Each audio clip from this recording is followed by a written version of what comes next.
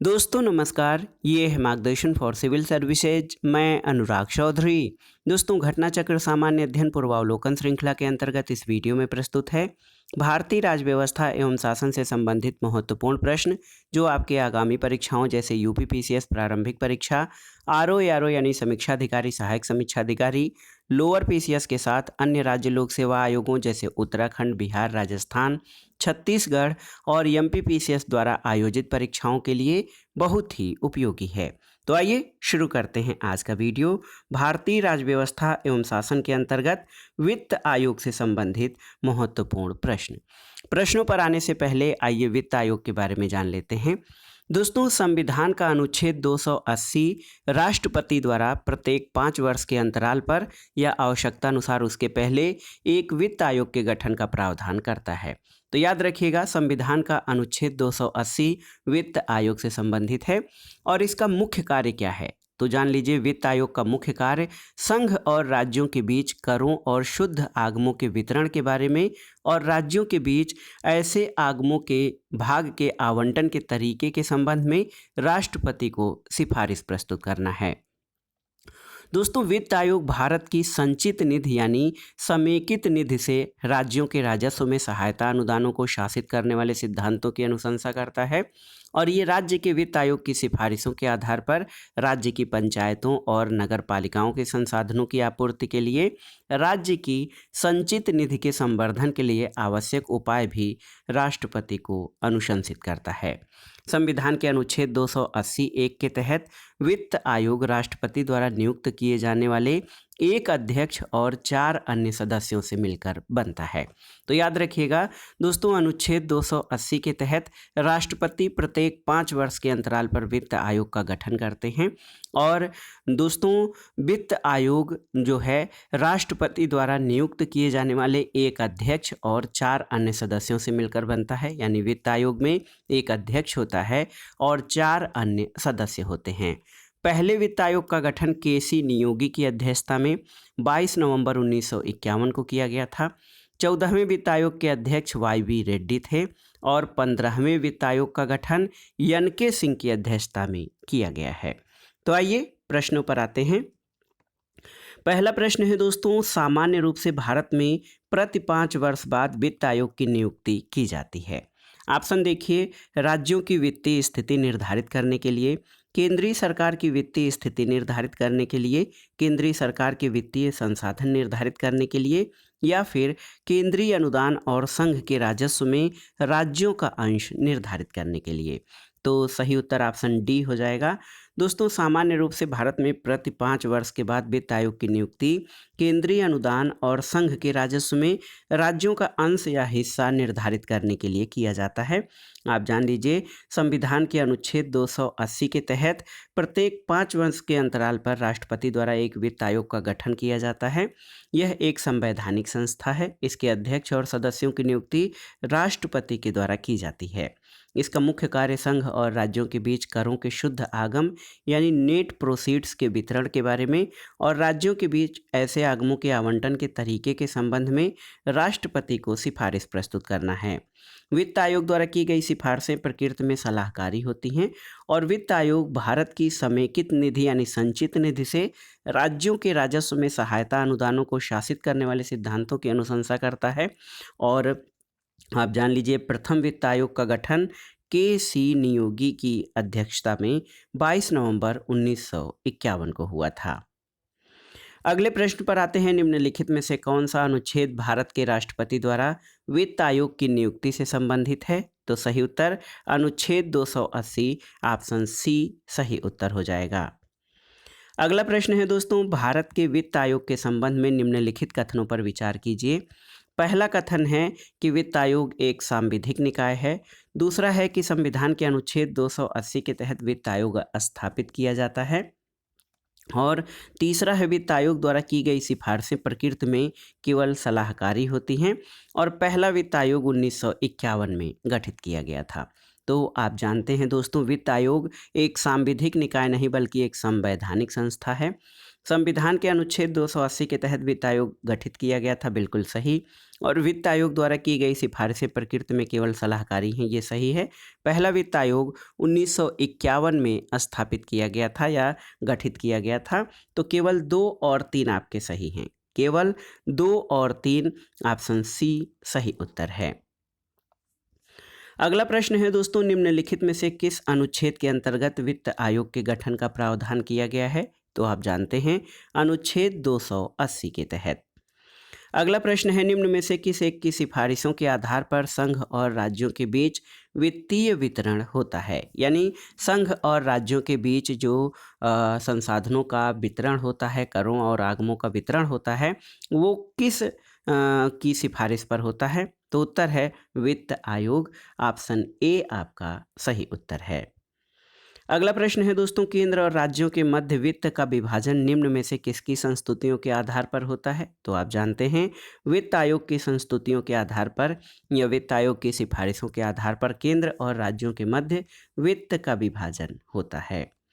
अगला प्रश्न है, निम्नलिखित में से कौन केंद्र और राज्यों में राजस्व बंटवारे के मापदंडों की अनुशंसा या सिफारिश करता है?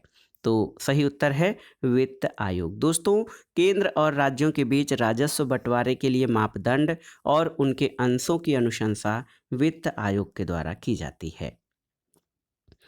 अगला प्रश्न है दोस्तों, केंद्र और राज्यों के बीच करों की शुद्ध आय के वितरण के संबंध में निम्नलिखित में से कौन सी संस्था मूल सिद्धांत को निरूपित करती है? तो उत्तर है वित्त आयोग यानी फाइनेंस कमीशन, ऑप्शन सी। अगला प्रश्न है दोस्तों, वित्त आयोग का गठन किया जाता है प्रत्येक तीसरे वर्ष, दूसरे वर्ष, 5वें वर्ष या चौथे वर्ष? तो सही उत्तर है वित्त आयोग का गठन सामान्यतः प्रत्येक 5वें वर्ष के बाद प्रत्येक 5वें वर्ष राष्ट्रपति द्वारा किया जाता है।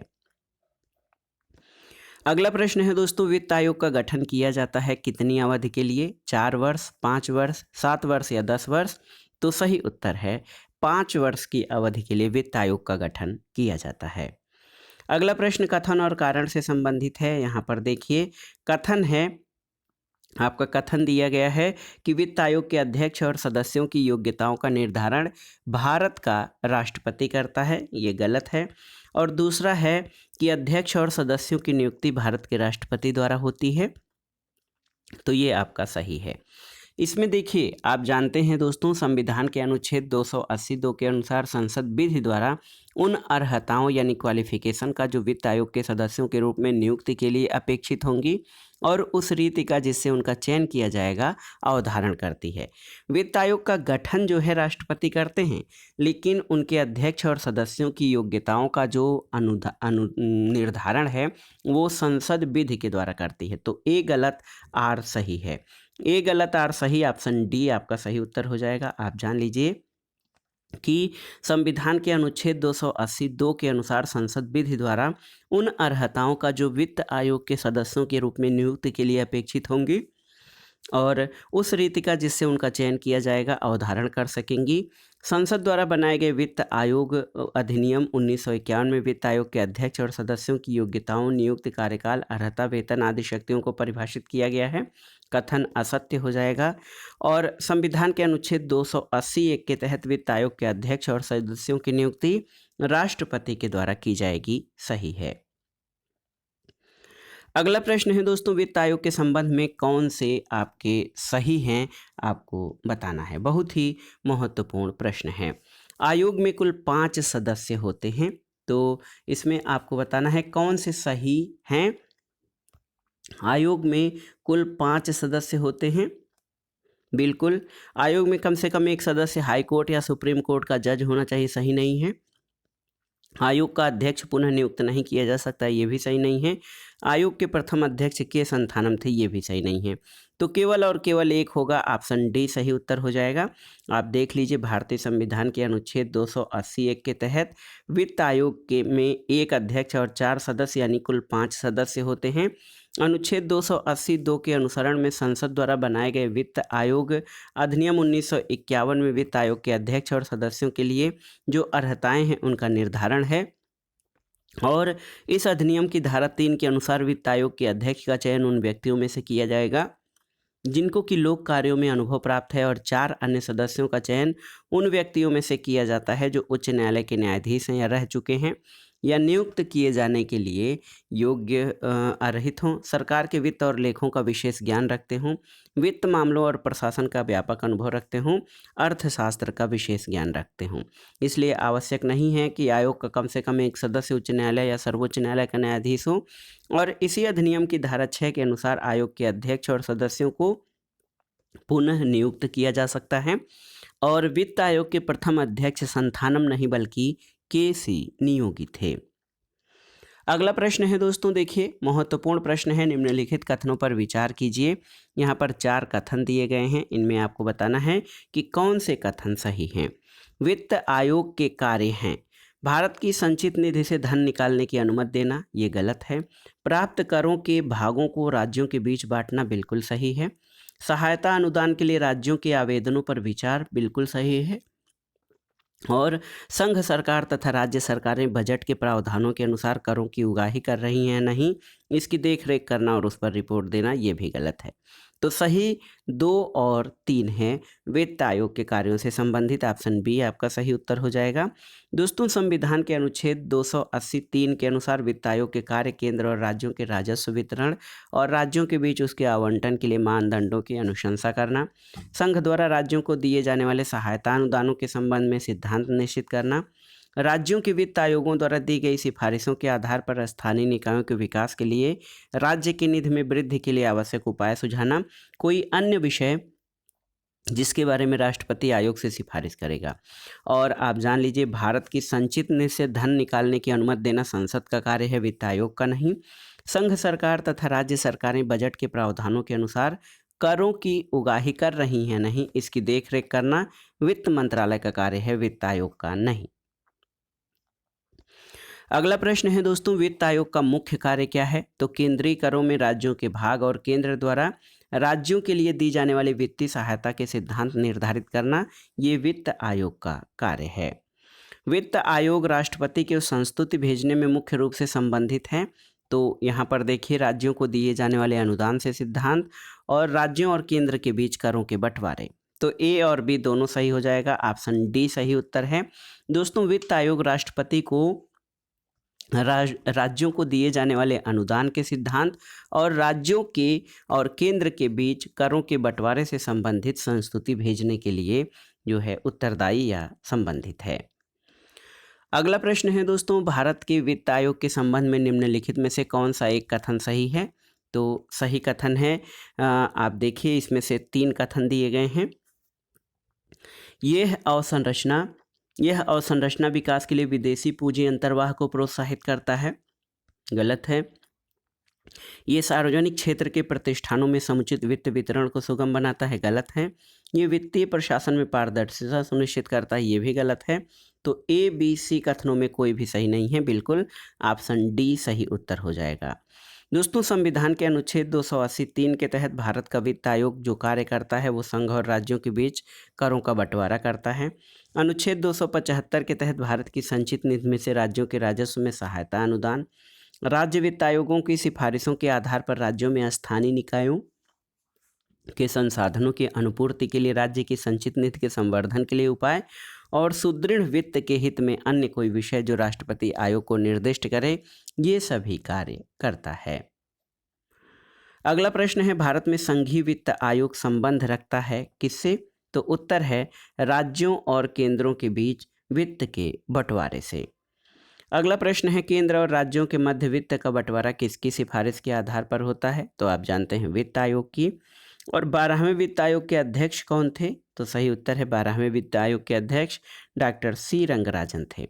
भारतीय संविधान में अनुच्छेद 280 के तहत प्रत्येक 5 वर्ष बाद दोस्तों वित्त आयोग के गठन का प्रावधान किया गया है, और वित्त आयोग में एक अध्यक्ष के अतिरिक्त 4 अन्य सदस्य होते हैं जिनकी नियुक्ति भारत के राष्ट्रपति के द्वारा की जाती है। वित्त आयोग का प्रमुख कार्य राज्य और केंद्र के बीच करों के बंटवारा, केंद्र द्वारा राज्यों को दी जाने वाली सहायता राशि के संबंध में राष्ट्रपति को सिफारिशें देना है।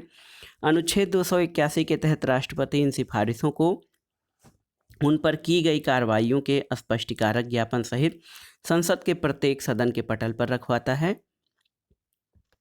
और 12वें वित्त आयोग की अनुशंसाओं के संदर्भ अवधि 2005 से 2010 तक थी। इसके अध्यक्ष रिजर्व बैंक के पूर्व गवर्नर डॉक्टर सी रंगराजन को बनाया गया था। 13वें वित्त आयोग के अध्यक्ष विजय केलकर थे। 14वें वित्त आयोग का गठन डॉक्टर वाई वी रेड्डी की अध्यक्षता में किया गया था। 15वें वित्त आयोग का गठन नवंबर 17 में डॉक्टर एन के सिंह की अध्यक्षता में किया गया था। अगला प्रश्न है, संविधान लागू होने के पश्चात अब तक कितने वित्तीय आयोग बनाए जा चुके हैं? तो संविधान लागू होने के पश्चात अब तक कुल 15 वित्त आयोग बनाए जा चुके हैं। तो याद रखिएगा 15वें वित्त आयोग के अध्यक्ष डॉक्टर एन के सिंह हैं। अगला प्रश्न है, 13वें वित्त आयोग के अध्यक्ष कौन थे? तो सही उत्तर है 13वें वित्त आयोग के अध्यक्ष विजय केलकर थे। ऑप्शन सी सही उत्तर हो जाएगा। अगला प्रश्न है दोस्तों, 14वें वित्त आयोग का अध्यक्ष कौन था? तो 14वें वित्त आयोग का अध्यक्ष कौन था? याद रखिएगा डॉक्टर वाई वी रेड्डी थे। ऑप्शन सी आपका सही उत्तर हो जाएगा। अगला प्रश्न है, 15वें वित्त आयोग के अध्यक्ष के रूप में किसे नामित किया गया है? तो एन के सिंह। एन के सिंह को 15वें वित्त आयोग के अध्यक्ष के रूप में नामित किया गया है। अगला प्रश्न है, वित्त आयोग का एक चेयरमैन होता है और कितने अन्य सदस्य होते हैं? तो सही उत्तर है वित्त आयोग का एक चेयरमैन और 4 अन्य सदस्य होते हैं। ऑप्शन सी आपका सही उत्तर हो जाएगा। अगला प्रश्न है, निम्नलिखित में से कौन वित्त आयोग द्वारा की गई सिफारिश को संसद के प्रत्येक सदन के समक्ष रखवाएगा? तो उत्तर है भारत का राष्ट्रपति। दोस्तों, भारत के राष्ट्रपति वित्त आयोग द्वारा की गई प्रत्येक अनुशंसा या सिफारिश को संसद के प्रत्येक सदन के समक्ष रखवाते हैं। अगला प्रश्न कथन और कारण से संबंधित है। देखिए, कथन है कि राज्य वित्त आयोग एक संवैधानिक निकाय है, बिल्कुल सही है। और आर है कि संघीय वित्त आयोग पंचायतों को वित्तीय सहायता देने के लिए संस्तुति नहीं कर सकता, तो ये गलत है। ए सही लेकिन आर गलत है। ऑप्शन सी सही उत्तर हो जाएगा। आप देख लीजिए दोस्तों, भारतीय संविधान के अनुच्छेद 243 आई यानी 243 झ के तहत ये प्रावधान है कि राज्यपाल 73वें संविधान संशोधन अधिनियम 1992 के लागू होने के बाद 1 वर्ष के अंदर और उसके बाद प्रत्येक 5 वर्ष के बाद एक वित्त आयोग की स्थापना करेगा, जो कि पंचायतों की वित्तीय स्थिति का पुनर्विलोकन करेगा। साथ ही अनुच्छेद 243 वाई के तहत वह वित्त आयोग नगर पालिकाओं की वित्तीय स्थिति का भी पुनर्विलोकन करता है। इस प्रकार राज्य वित्त आयोग एक संवैधानिक संस्था है। अनुच्छेद 280(3) बी के अनुसार जो संघीय वित्त आयोग है वो राज्य वित्त आयोग की सिफारिशों के आधार पर राज्यों की पंचायतों को संसाधन उपलब्ध कराने के लिए राज्य की संचित निधि में वृद्धि करने के लिए आवश्यक उपाय सुझाता है। तो कथन ए आपका सही है लेकिन कारण आर गलत है। अगला प्रश्न है दोस्तों, देखिए महत्वपूर्ण प्रश्न है आपके सामने है कि राज्य वित्त आयोग के संबंध में निम्नलिखित में से कौन सा कथन आपका सही नहीं है। बहुत ही महत्वपूर्ण प्रश्न है। कौन सा कथन सही है राज्य वित्त आयोग के संबंध में? यह एक अनौपचारिक संस्था है, ये एक संवैधानिक संस्था है, ये एक प्रशासनिक संस्था है या उपरोक्त में से कोई नहीं? तो सही उत्तर है राज्य वित्त आयोग एक संवैधानिक संस्था है। अगला प्रश्न और आज की वीडियो का आखिरी प्रश्न है, राज्य वित्त आयोग है एक विधिक संस्था, असंवैधानिक संस्था, संवैधानिक संस्था या उपर्युक्त में से कोई नहीं? तो सही उत्तर है राज्य वित्त आयोग एक संवैधानिक संस्था है और संविधान में इसका प्रावधान किया गया है। बहुत ही महत्वपूर्ण प्रश्न है दोस्तों, राज्य वित्त आयोग एक संवैधानिक संस्था है। तो दोस्तों, ये था आज का वीडियो। इसमें आपने वित्त आयोग से संबंधित महत्वपूर्ण प्रश्नों को कवर किया जो प्रीवियस ईयर्स में पूछे गए थे, और यहीं से प्रश्न, इस टॉपिक से प्रश्न जो है ये यहीं से बनेंगे। इसलिए जो भी प्रश्न परीक्षाओं में पूछे गए हैं उनको रिवाइज कर लीजिए ताकि ये टॉपिक आपका अच्छे से तैयार हो जाए। दोस्तों, वीडियो आपको कैसा लगा हमें कमेंट बॉक्स में ज़रूर बताइएगा। वीडियो को लाइक करें, शेयर करें और इस चैनल मार्गदर्शन फॉर सिविल सर्विसेज को सब्सक्राइब करें। वीडियो देखने के लिए धन्यवाद दोस्तों, नमस्कार।